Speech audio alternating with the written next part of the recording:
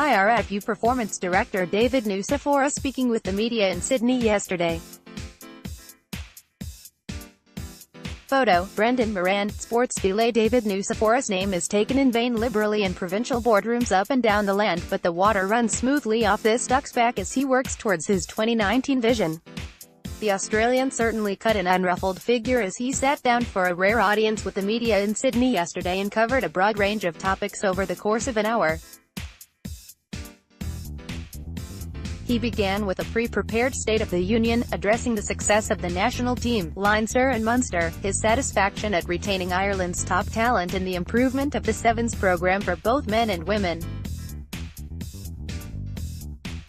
He dealt with the controversy over the decision not to take an invitation from the Australian Union for a women's tour, while he revealed a new Irish-Welsh A competition would take place over 7 weeks at the start of next season to replace the British and Irish Cup, as he expressed his hope that the All-Ireland League can be improved alongside the new tournament. After almost 30 minutes, he then took questions on a range of topics from Joe Schmidt's future to a potential return for Paddy Jackson and Stuart Olding, but the crux of his role is his ability to get talent flowing through the provinces to give the Ireland coach the best selection options. Resistance. It is in this capacity that Nucifora runs into most resistance. Ulster were outraged when he blocked a new contract for Ruan Pienaar last season, while it is fair to say Leinster are less than enamoured with his perceived role in Joey Carberry's move to Munster. Some, including Paul O'Connell, believe that his desire to move players between provinces will dilute the identity that inspires so many to follow their local team, but Nucifora does not agree. Indeed, he believes it could be holding Irish rugby back. As much as there is the strength of parochialism, it can also be our biggest challenge, he said. We've just got to manage it. No one wants to take away the identity of the teams, but at the same time no one wants to see the Ireland team doing poorly. It's no good this, sitting back in 2019 having a whinge about why something didn't work, why we got knocked out in the quarterfinals again.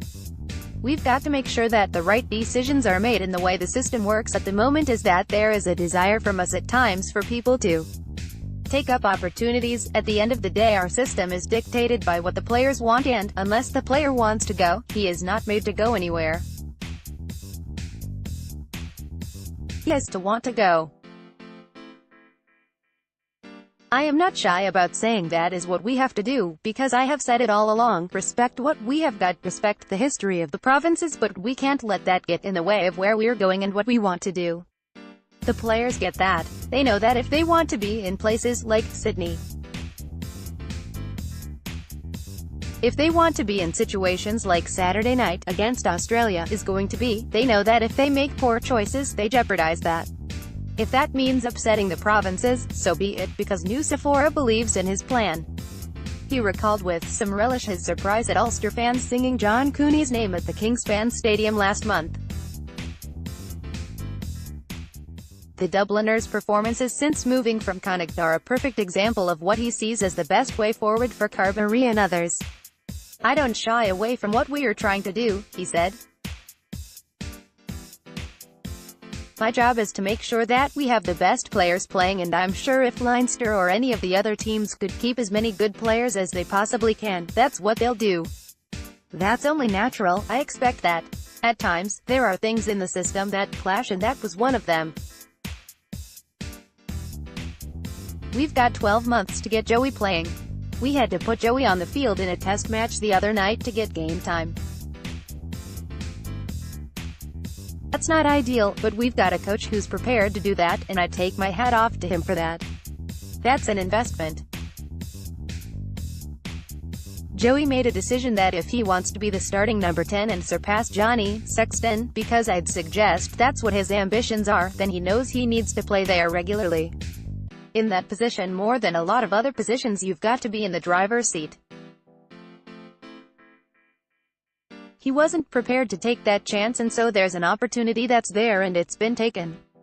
Hopefully it is good for Irish rugby. For Leinster, Kieran Frawley might come through now. He's done well in the opportunities that he's had, and it's another great opportunity for him to develop.